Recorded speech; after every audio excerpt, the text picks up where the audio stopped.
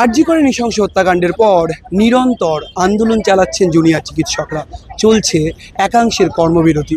আর ঠিক তারপরেই বারবার প্রশ্ন উঠছে, এই কর্মবিরতির জেরে আদতে কোনো রোগীর মৃত্যু হচ্ছে?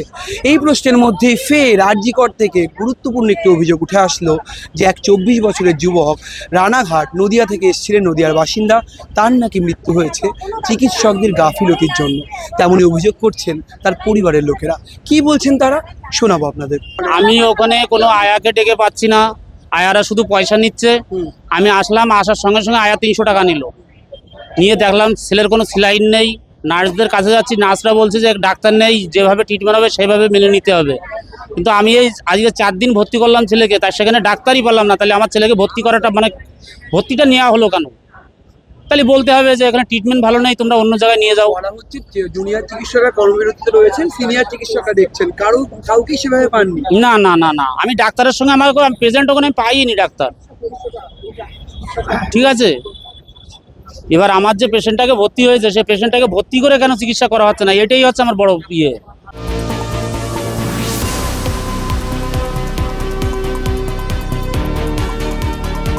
ট্রিটমেন্টটা যদি ভালোভাবে হতো তাহলে তোর এই মরতো না। আজকে আর পরশু দিনকে ভর্তি হয়েছে, মাঝখানে কালকে দিনটা গেছে, আজকে সকালে চলে গেল।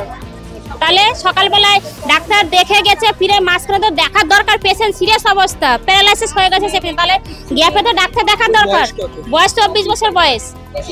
মানে কি সমস্যা নিয়ে ভর্তি হয়েছে? ও সমস্যা নিয়ে ও পুরো কোনো শরীর পুরো ছেড়ে দিয়েছিল, জ্বর অবস্থায় ভর্তি হয়েছে, জ্বর হয়েছিল পুরো শরীর। আরজি কলেজ ডিপার্টমেন্টে ও প্রথমে বনগাঁ হসপিটালে ভর্তি হয়েছিল, সেখান থেকে ট্রান্সফার এখানে করা হয়েছে। সেখান থেকে ট্রান্সফার করা যে এখানে, ওখানে ট্রিটমেন্ট ভালো নেই, এখানে ট্রিটমেন্ট হবে, ওই জন্য এখানে ভর্তি করা হয়েছে। আজকে সে চলে গেল।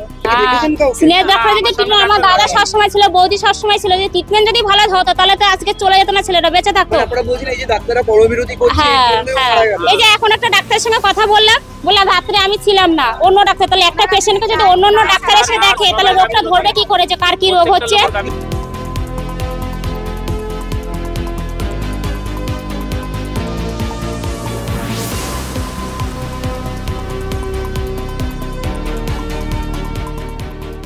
অভিযোগ একটাই যে মানে এমন অবস্থা হয়েছে যে কোনো ট্রিটমেন্ট ঠিকভাবে দেওয়া হচ্ছে না। যা কিছু হয়েছে মানছি, একটা বড় ঘটনা ঘটে গেছে, আমরা চাইছি এর বিচার, ঠিক আছে।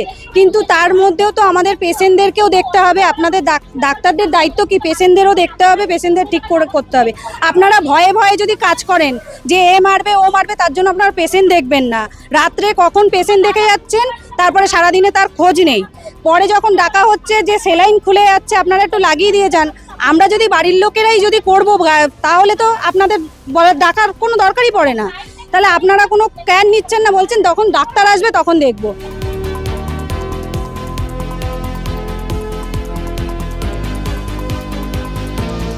আন্দোলন চলুক, কিন্তু তার সঙ্গে চলুক কর্মবিরতি রোধ করে নতুন ঠিকঠাক সেই ট্রিটমেন্ট, এমন বলছেন সন্তানহারা সেই পরিবারের সদস্যরা।